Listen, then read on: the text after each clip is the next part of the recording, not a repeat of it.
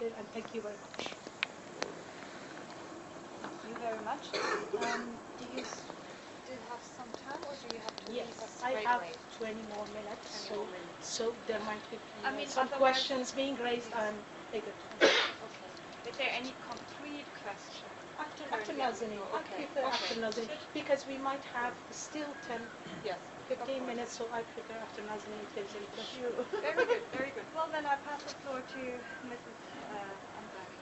Thank you very much, Stella, and thank you, Sudwind, for inviting us and providing us with this opportunity to be able to talk about the human rights situation in Iran. My colleagues here talked about various religious minorities in Iran and the abuses they have been subjected to for the past 30 years. I'm here to speak about a Shia Ayatollah, a cleric from the Jafari sect. Not the sect, but it's the traditional sect of Iranian Islam that is being practiced by the majority of Iranians in Iran. For the past 28 years, let me just tell you about my paper, which is Kehan London. We have revealed and documented many untold stories and unheard perspectives, both in Iran and about Iranians outside of Iran. And for all those interested in Iran, whether academics or policymakers, this is the history of Iran that should not be forgotten, and more you are hearing about it these days.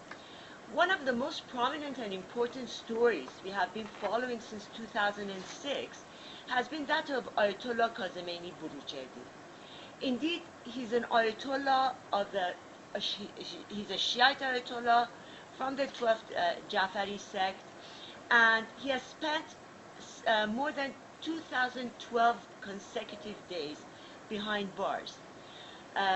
Just like the members of the Baha'i community who are imprisoned, who are not allowed furlough, this man, cleric, has been denied furlough as well. Throughout, he has been subjected to the most cruel and inhumane physical and psychological treatments and tortures. His crimes in the eyes of the regime in Iran is what? He's a cleric, after all.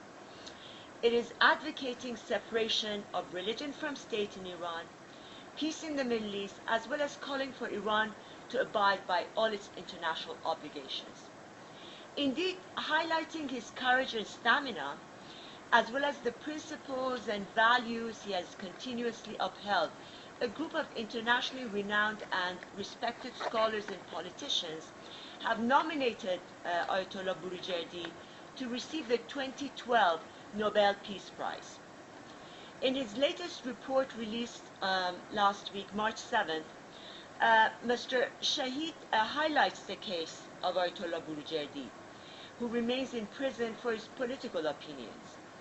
Mr. Shahid writes, recent reports allege that Mr. Burujerdi's health has continued to deteriorate and that he has insufficient access to medical treatment. In November 2011, his cellmates reportedly made an attempt on his life, an attack allegedly orchestrated by authorities. Reports maintain that Mr. Burujerdi remains in danger. The Special Rapporteur, Mr. Shahid, reiterates his call for urgent, adequate medical access for Mr. Burujerdi and for his immediate release. Within a day of the publication of this report, Mr. Burujerdi fell ill in jail. His followers maintain that his physical symptoms point to poisoning. They suspect that his food was poisoned by his two cellmates, who have since been given furlough. They are no longer in prison at the moment. Despite suffering from internal bleeding, he has not received medical attention. Indeed, reports that we received today from Iran state that the medical authorities of the prison are not allowing him to be attended to by a proper physician. Instead, despite internal bleeding, they're giving him aspirin. And they are saying that, wait until Saturday or Sunday until we can, send someone to treat you. But then, we are in the middle of Nowruz holidays. And once Nowruz begins, for 2 weeks, all offices stop working in Iran. In 2006, when they arrested Mr. Boroujerdi, they also arrested his family, including his mother. And his supporters claimed that his mother was also poisoned in the same manner, and she passed away within a few months of taking ill. Currently, Mr. Boroujerdi's family are under constant surveillance by the regime in Iran. Their phone calls are monitored, and their homes continuously filmed by the intelligence ministry and other security services. His supporters around Iran are subjected to continuous harassment and arrests. Their emails and telephone calls are monitored non-stop. Indeed, they continually receive threatening telephone calls from the intelligence ministry and are summoned and interrogated at the Special Court of Clergy located in Zafaraniye. For the sake of their family's safety, they refrain from publicizing news of their treatment. A number of them have had no other choice but to seek refuge outside Iran. To date, not one responsible state official has issued any written report or statement explaining the legal case against Mr. Kazemeni Boroujerdi and to justify his inhumane treatment. Inside Iran, audiences have been subjected to total news blackout regarding his situation. Ayatollah Khamenei, as supreme leader and head of the Special Court of Clergy, has moral and judicial and constitutional duty to provide a written explanation or set him free, but nothing comes of this. Last August, Mr. Boroujerdi wrote an open letter from Evin prison to the international human rights lawyers, and if I may take a few seconds of your time and end by with his words. To the esteemed members of the community of international human rights lawyers, please accept the sincere greetings of this humble, secular-minded prisoner of conscience. As you are aware, prisoners of conscience in Iran are continuously prosecuted unfairly, without access to due legal representation, and away from the scrutiny of independent media. To make matters worse, official state news agencies and outlets subject them to character assassinations. Is it a wonder that they are swiftly indicted? These defenseless prisoners, and here he's talking about all the sects and all the religious minorities we have listened to. These defenseless prisoners are tortured physically and psychologically, at worst in solitary confinement, by state agents tasked with extracting false confessions.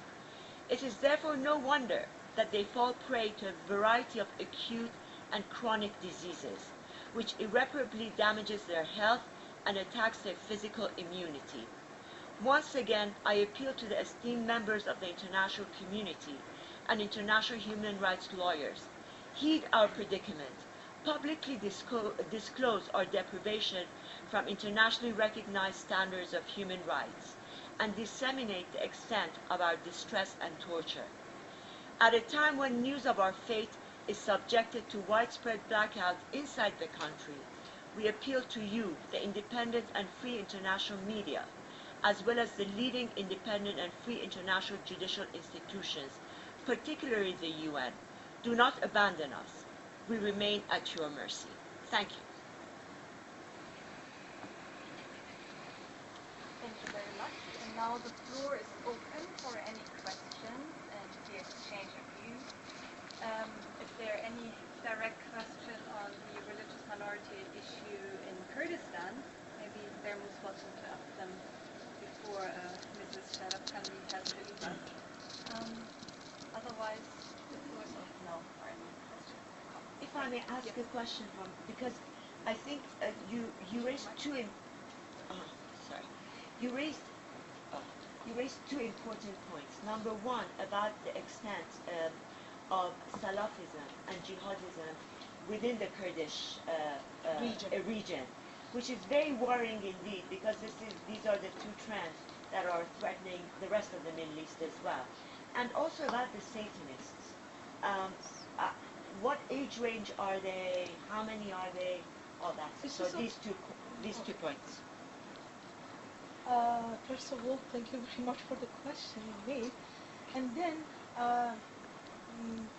first of all, let me begin with the Satanists. So this is not something about young generation that they choose to belong to that. This is something in a specific tribe, Kurdish tribe, and they have been with this idea from a very, how can I say, I cannot give you the exact history, but they have always been there and in this region, but they have not been able to talk about it in public, that they are followers of Satan and they are believers of Satan. And they got, how can I say, they got hurt when you say, this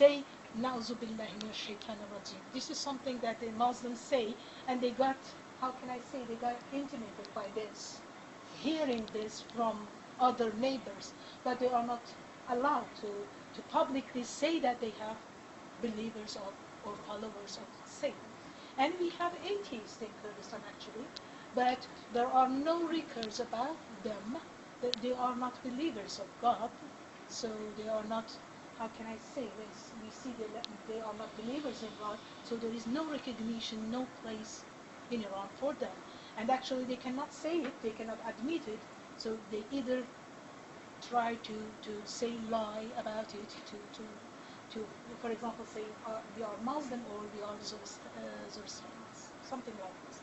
And when you talk about the extremists, believe it or not, when you have this combination of oppression, suppression regarding your identity, you are a Kurdish minority.